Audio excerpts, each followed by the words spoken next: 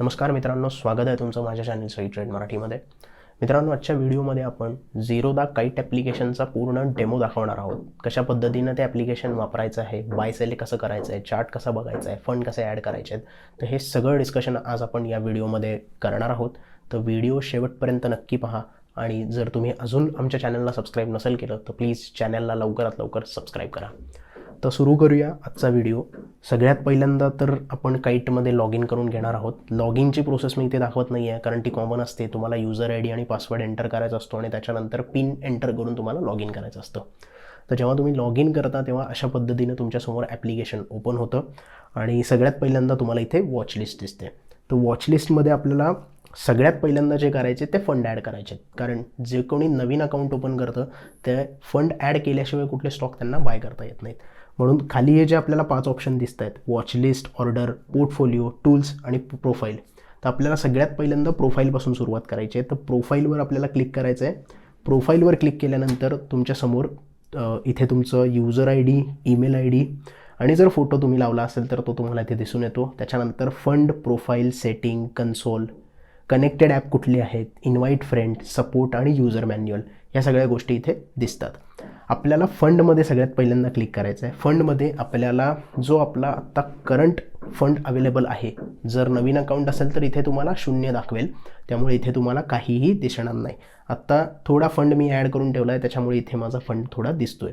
तर नवीन fund add करायचा असेल तर आपल्याला ॲड फंडमध्ये जावं लागतं आणि जर पहिल्यापासून जर तुमचं जुनं अकाउंट असेल आणि फंड तुमच्याकडे अवेलेबल असेल आणि तो जर विड्रॉल करायचा असेल तर तुम्हाला इथे विड्रॉलचा पण ऑप्शन मिळून जातो. तर ॲड फंड करताना आपल्याला काय इथे 2 ऑप्शन दिसत आहेत, इक्विटीचा एक आहे आणि कमोडिटीचा एक आहे. इक्विटीमध्ये वेगळ्या पद्धतीनं फंड ॲड करता येतो आणि कमोडिटी सेगमेंटला वेगळ्या पद्धतीनं फंड ॲड करता येतो. मेथड सेम आहे, फक्त तुम्हाला इथे सेगमेंट वेगवेगळा सिलेक्ट करायला लागतो. आता इथे मी जर कमोडिटी सिलेक्ट केलं तर कमोडिटी मी ट्रेडिंग करत नाही, त्याच्यामुळे इथे काहीही पैसे अवेलेबल नाही आहेत. तर इथून तुम्ही ॲड फंड आणि विड्रॉल फंड सेम मेथड तुम्हाला कमोडिटीमध्ये पण यूज करता येते. तर ॲड फंडवर गेल्यानंतर काय होणार आहे, इथे तुम्हाला फंड किती ॲड करायचे आहे त्याच्याबद्दल इथे तुम्हाला अमाऊंट एंटर करावी लागणार आहे. जेवढ्या पैशाचे तुम्ही स्टॉक विकत घेणार आहात किंवा जेवढ्या पैशाचा तुम्ही पोर्टफोलिओ तयार करणार आहात तेवढी अमाऊंट इथे तुम्हाला ॲड करायची आहे. त्याच्यानंतर इथे तुमची बाय डिफॉल्ट बँक सिलेक्ट केली जाईल.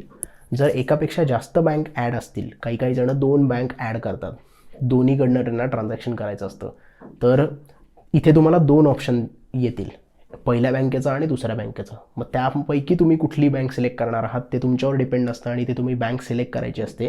एक बँक असेल तर अशा पद्धतीने इथे बाय डिफॉल्ट ती बँक सिलेक्ट होऊन जाईल. त्याच्यानंतर तुम्हाला इथे कुठल्या मेथडद्वारे तुम्ही पैसे ट्रान्सफर करणार आहात ते विचारलं जातं. इथे तुम्ही UPI ट्रान्सफर करू शकता, गुगल पेनं ट्रान्सफर करू शकता, नेट बँकिंग करू शकता किंवा अदर प्रोसेस यूज करू शकता. आता अदर प्रोसेसमध्ये RTGSचं ट्रान्झॅक्शन तुम्हाला यूज करता येतं. UPI आणि गुगल पेनं जर तुम्ही पैसे ॲड करणार असाल तर तुम्हाला कुठलेही एक्स्ट्रा चार्जेस पे करावे लागत नाहीत. पण जर तुम्ही नेट बँकिंग आणि RTGS करणार असाल तर तुम्हाला बँक एक्स्ट्रा चार्ज लावू शकते. तर हे तुम्ही थोडंसं लक्षात घेणं गरजेचं आहे. तर ह्या पद्धतीने तुम्ही पैसे ॲड करू शकता. पैसे विड्रॉल करताना पण सेम प्रोसेस आहे. विड्रॉलमध्ये गेल्यानंतर तुम्ही रिडायरेक्ट होता झिरोदा कन्सोलला. झिरोदा कन्सोलला गेल्यानंतर तुम्हाला इथे क्लोजिंग बॅलन्स दिसतो, अनसेटल अमाऊंट दिसते, पे इन किती झाले ते दिसतं आणि कोलॅटरल युटिलिटीज जर काय असतील, प्लीज वगैरे शेअर केले असतील तर ते तुम्हाला तिथे दिसून येतं.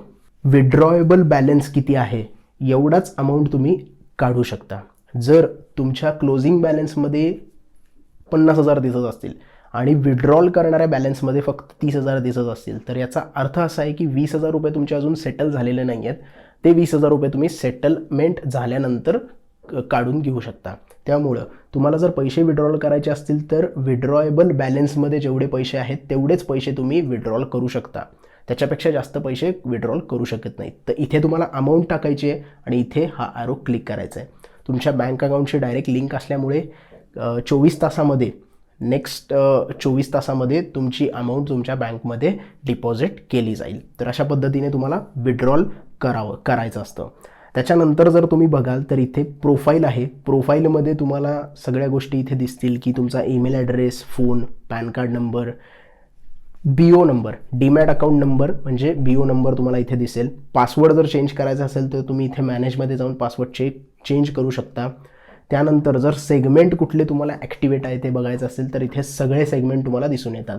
तर कमोडिटी, BSE, NFO म्हणजेच option and future, Nifty option and future, BSE future and option, CDS mutual fund, NEC हे सगळे ऑप्शन इथे ॲक्टिवेट आहेत. जर ॲक्टिवेट नसतील तर तुम्हाला ते कन्सोलमध्ये जाऊन ॲक्टिवेट करायचे असतात. तर त्याच्यानंतर इथे सेटिंग आहे. सेटिंगमध्ये तुम्ही जे थीम आहेत त्या चेंज करू शकता. आत्ता जी थीम आपण ठेवली आहे ती व्हाईट कलरची थीम आहे. डार्क थीम पाहिजे असेल तर तुम्ही डार्क थीम ठेवू शकता. नोटिफिकेशन ऑन करू शकता. चार्ट वेगवेगळ्या पद्धत, 2 प्रकारचे चार्ट इथे तुम्ही बघू शकता. एक चार्ट IQचा चार्ट असतो आणि एक ट्रेडिंग व्ह्यू, जे ट्रेडिंग व्ह्यूचं वेबसाईट आहे त्या पद्धतीचा चार्ट पण तुम्ही इथे सेट करू शकता आणि त्या पद्धतीने तुम्हाला इथे चार्टची सेटिंग करायची असते.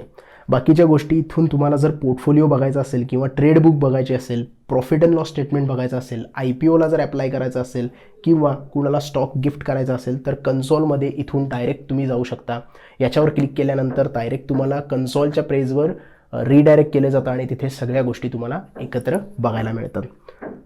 कनेक्टेड ॲप कुठले आहेत ते पण इथे तुम्हाला कळतं आणि बाकीच्या ज्या गोष्टी आहेत, सपोर्ट, युजर मॅन्युअल, त्याही तुम्ही इथून बघू शकता. तर प्रोफाईलमध्ये एवढ्या सगळ्या गोष्टींबद्दल तुम्हाला माहिती मिळते. त्याच्यानंतर आपण येऊया वॉचलिस्टवर.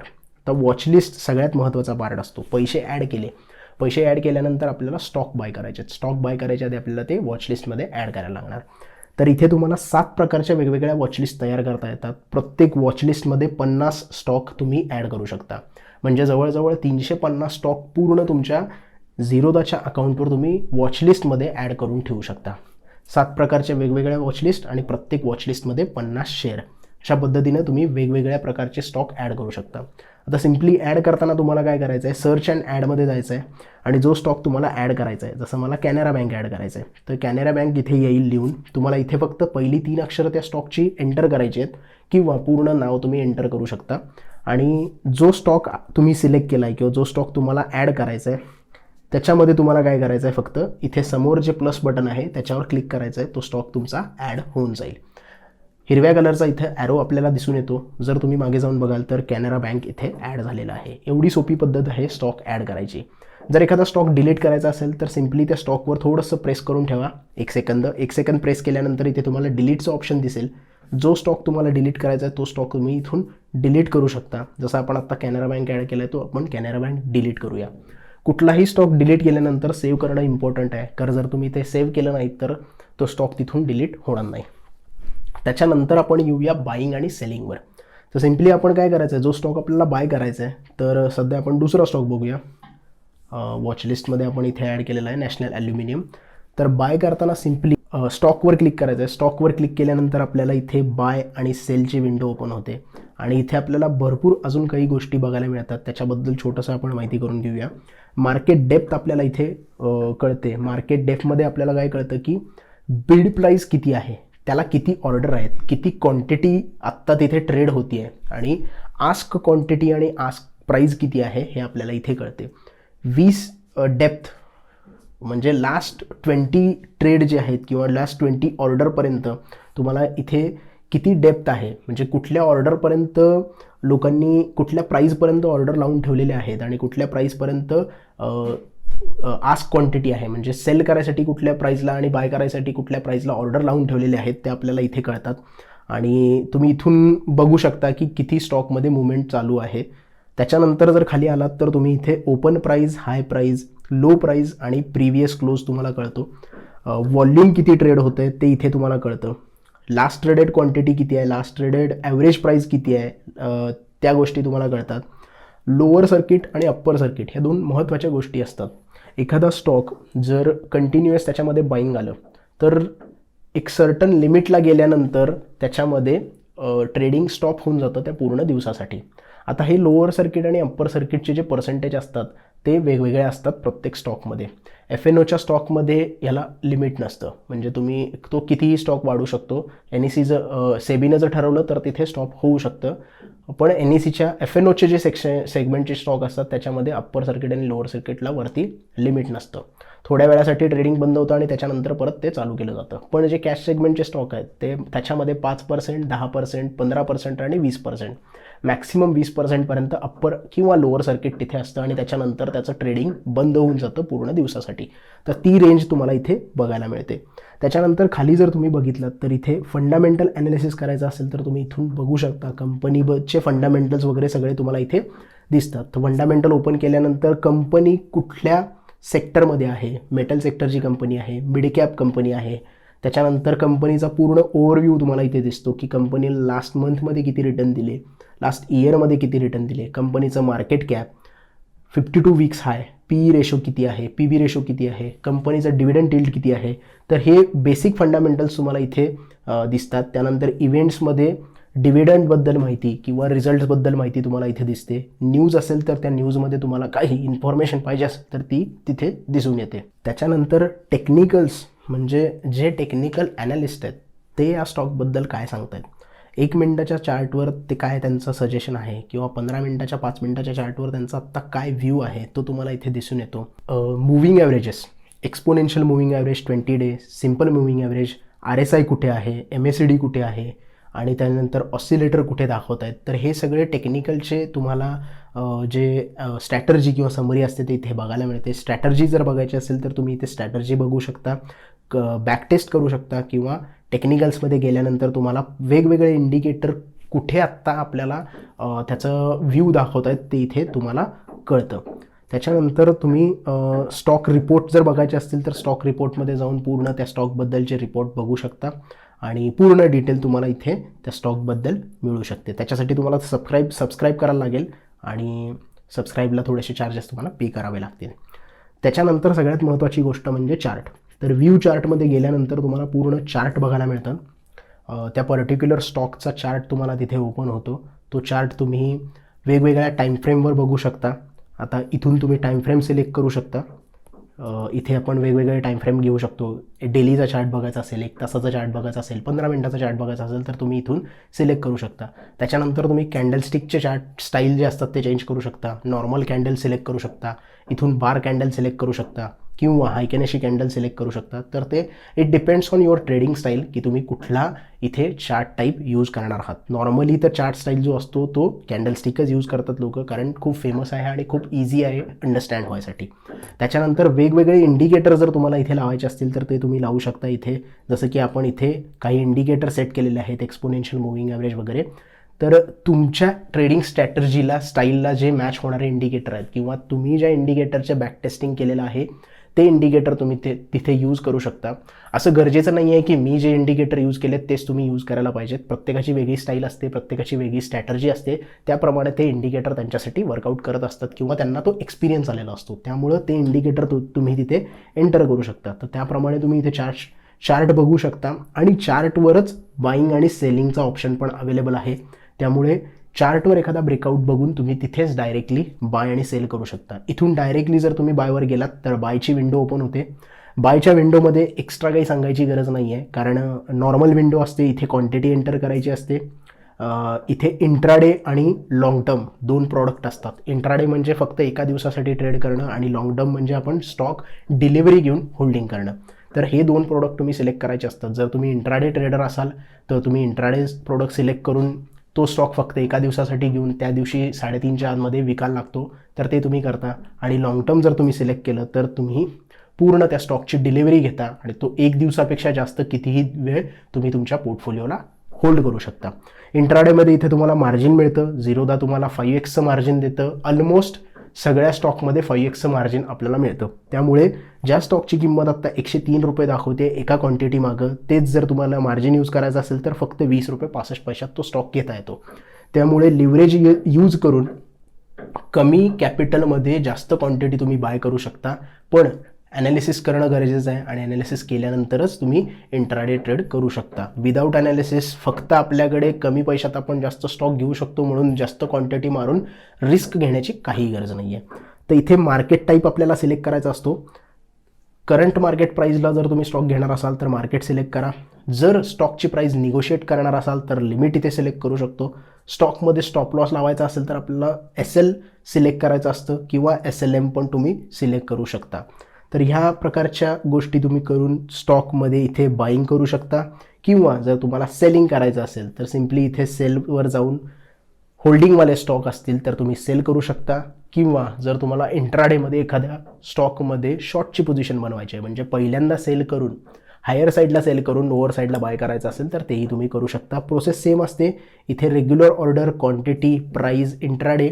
फक्त लॉंग टर्मचे शेअर जर तुम्ही सिलेक्ट करत असाल तर तुमच्याकडे ते स्टॉक ऑलरेडी असले पाहिजेत, त्याशिवाय ते शेअर तुम्ही विकू शकत नाही. तर दुसरी याच्यामध्ये गोष्ट आहे कवर ऑर्डर. आता कवर ऑर्डर ही फक्त इंट्राडेमध्ये वापरली जाते. जे लोक इंट्राडे ट्रेडिंग करतात त्यांच्यासाठी कवर ऑर्डर एक चांगल्या प्रकारची ऑर्डर असते, कारण आपण स्टॉप लॉस एंटर करून, म्हणजे स्टॉप लॉस लावून एखादा स्टॉक बाय करतो किंवा सेल करतो, त्यामुळे एक प्रकारची आपल्याकडे रिस्क राहत नाही. एक कुशन आपण लावतो की बाबा मी जर 103 रुपयाला हा नॅशनल ॲल्युमिनियमचा स्टॉक घेतोय तर माझा स्टॉप लॉस हा 100 रुपये असेल, तो ऑलरेडी मी सिस्टीममध्ये प्लेस केला आहे. त्यामुळे जर स्टॉक त्याच्यापेक्षा खाली पडायला लागला तर मला फक्त 100 रुपयाला माझी ऑर्डर एक्झिक्यूट होणार आहे, आणि त्याच्या खाली जर स्टॉक आला तर मला काहीही नुकसान होणार नाही. तर एक प्रकारे आपला लॉस एक आपण तिथे सिक्युअर करतो, म्हणून कवर ऑर्डर इंट्राडेसाठी सगळ्यात बेस्ट ऑप्शन ठरतो.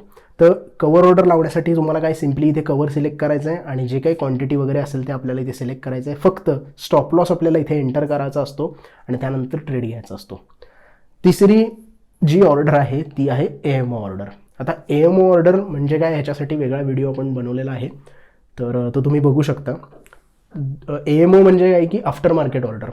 जे लोक जॉब करतात आणि कंटिन्युअसली मार्केट बघत नाहीत, तर त्यांना वेळ मिळत नाही, तर त्यांच्यासाठी मार्केट संपल्यानंतर दुसऱ्या दिवशीसाठी ऑर्डर प्लेस करायसाठी AMO ऑर्डर हा प्रकार आहे.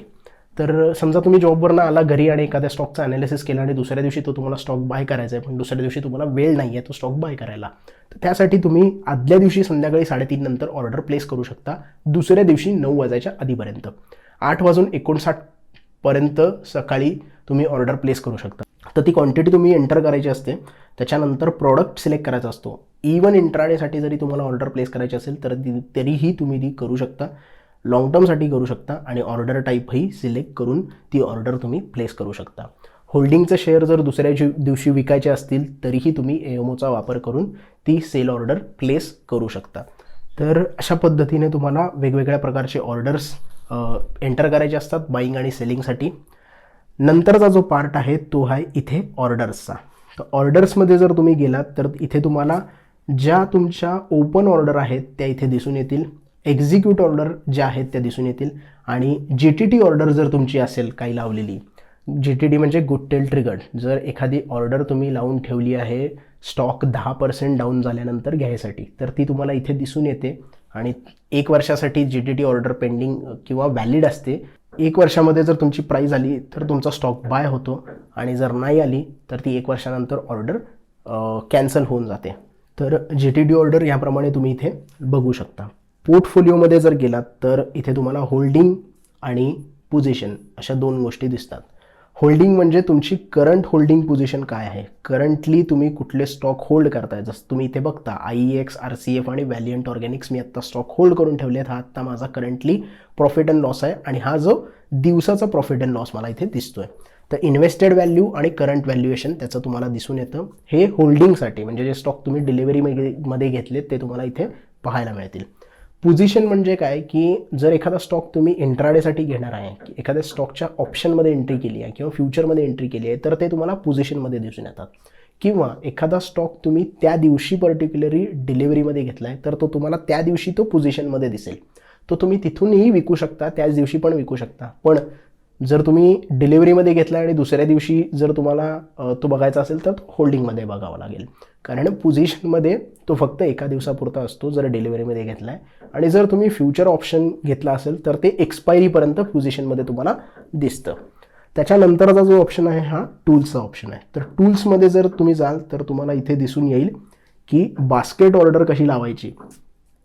एखाद्या पर्टिक्युलर सेक्टरचा जर बास्केट तयार करून तो तुम्हाला एक्झिक्यूट करायचा असेल, फॉर एक्झाम्पल फार्मा बास्केट झाला, त्याच्यानंतर IT चा बास्केट झाला, किंवा तुमचे फेवरेट सेक्टरचे स्टॉक असतील किंवा फेवरेट जे स्टॉक असतील त्याचा एक बास्केट तुम्ही तयार करत असाल, तर ती बास्केट ऑर्डर तुम्हाला इथे न्यू बास्केट तयार करून न्यू बास्केटमध्ये तुम्हाला ते स्टॉक ॲड करावे लागतात आणि ते स्टॉक ॲड केल्यानंतर ती बास्केट डायरेक्टली एक्झिक्यूट करता येते. फक्त एक लक्षात ठेवा, जी बास्केट तुम्ही तयार करताय ती बास्केट ज्या अमाऊंटची झाली आहे, म्हणजे टोटल अमाऊंट जर त्याची 10,000 झाली असेल तर तेवढा पैसे किंवा तेवढा फंड तुमच्या अकाउंटला असावा लागतो. अदरवाईज त्यातले स्टॉक बाय होत नाही, ती ऑर्डर रिजेक्ट होऊन जाते. तर अशी बास्केट तुम्ही तयार करू शकता वेगवेगळ्या प्रकारच्या स्टॉकची आणि ती एकत्र एक्झिक्यूट करू शकता. त्याच्यानंतर स्टॉकमध्ये जर SIP करायचं असेल तर इथे तुम्ही स्टॉक SIPचा ऑप्शन सिलेक्ट करू शकता आणि नवीन SIP क्रिएट करू शकता. त्याच्यासाठी पहिल्यांदा तुम्हाला बास्केट तयार करावी लागते, ती बास्केट सिलेक्ट करावी लागते. ती बास्केट सिलेक्ट केल्यानंतर इथे तुम्हाला मंथली शेड्यूल लावायचं असतं. 5 वेगवेगळ्या प्रकारचे शेड्यूल तुम्ही लावू शकता इथे. जर वीकली बाय करणार असाल तर प्रत्येक वीकच्या बुधवारी किंवा प्रत्येक वीकच्या शुक्रवारी तुम्हाला बाय करायचं असेल तर 5 प्रकारचे तुम्ही वेगवेगळ्या ऑर्डर इथे लावू शकता आणि त्या शुक्रवारी त्या टायमिंगला तो स्टॉक तिथे बाय होईल. तर इथे तुम्हाला डेट सिलेक्ट करायची असते. ज्या डेटला तुम्हाला ते बाय करायचं आहे ती डेट इथे सिलेक्ट करायची आहे. त्याच डेटला तुमचे फंड तुम्हाला Zerodhaमध्ये त्याच्या अगोदर ॲड करायचे आहेत किंवा जर बँक मॅन्डेट केलं तर ते ॲटोमॅटिकली त्या डेटला बँक मॅन्डेटमधून पैसे बँकमधून तुमच्या Zerodhaच्या अकाउंटला ॲड होतात आणि त्या टायमिंगला ते स्टॉक बाय होऊन जातात. तर इथे टायमिंग सिलेक्ट करू शकता तुम्ही. 9:30 ते 3च्या मधलं कुठलंही टायमिंग, मार्केट अवर्सच टायमिंग तुम्हाला इथे सिलेक्ट करायचं आहे जर स्टॉकमधली SIP करायची असेल तर. तर या प्रकारे तुम्ही टायमिंग सिलेक्ट करू शकता आणि इथे SIP क्रिएट करू शकता आणि स्टॉकमध्ये SIP करू शकता. त्याच्यानंतरचा ऑप्शन इथे आपल्याला दिसतोय अलर्ट. एखाद्या स्टॉकमध्ये ब्रेकआउट येतोय आणि जर तुम्हाला तो ब्रेकआउट कॅच करायचा असेल तर तुम्ही त्या स्टॉकमध्ये अलर्ट लावू शकता. तर इथे बघू शकता तुम्ही अलर्टला नाव देऊ शकता, लास्ट ट्रेडेड प्राईजवर अलर्ट लावू शकता किंवा इथे खूप सारे ऑप्शन आपल्याला मिळतात अलर्ट लावायसाठी. हाय प्राईजवर अलर्ट लावू शकता, ओपन प्राईजवर लावू शकता, क्लोजिंग प्राईजवर लावू शकता. त्याच्यानंतर व्हॉल्यूम किती ट्रेड झाले त्याच्यावर लावू शकता, total by quantity, open interest, या वेगवेगळ्या प्रकारचे अलर्ट तुम्ही एंटर करू शकता. इथे स्टॉकचं नाव एंटर करायचं असतं आपल्याला आणि त्याच्यानंतर कुठल्या प्राईजला, करंट प्राईसच्या जास्त प्राईजपेक्षा किंवा त्याच्या बरोबरच्या प्राईजला तुम्हाला अलर्ट आला पाहिजे ते तुम्हाला इथे सिलेक्ट करायचं आहे आणि त्याच्यानंतर किती व्हॅल्यूला तो आला पाहिजे किंवा पर्सेंटेजला आला पाहिजे हे तुम्हाला सिलेक्ट करायचं आहे.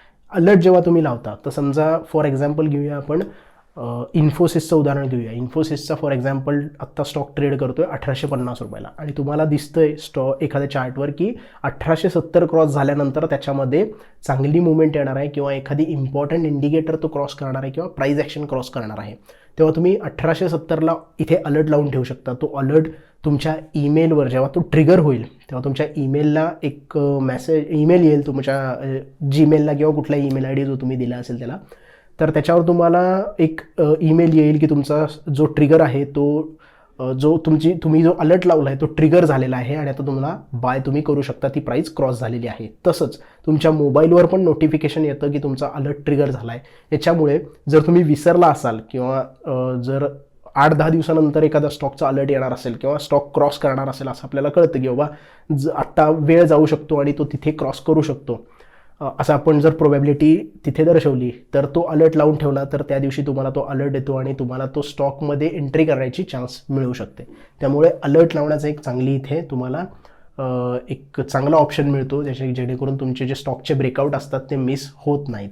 तर अशा पद्धतीने तुम्हाला वेगवेगळ्या पद्धतीनं Zerodhaचं काईट ॲप्लिकेशनमधून इन्व्हेस्टमेंट करता येते, ट्रेडिंग करता येते किंवा चार्ट तुम्ही बघू शकता, बाईंग सेलिंग करू शकता. So that's it for now. खूप सोपं आहे हे Zerodhaचं जे ॲप्लिकेशन यूज करायचं आहे. खूप युजर फ्रेंडली आहे. तुम्ही एकदा बघितल्यानंतर हे खूप इझी पद्धतीनं यूज करू शकता. So that's it for now. I hope तुम्हाला व्हिडिओ पूर्णपणे समजला असेल. व्हिडिओ आवडला असेल तर प्लीज लाईक करा, कमेंट करा, शेअर करा आणि आमच्या चॅनलला जरूर सबस्क्राईब करा. धन्यवाद.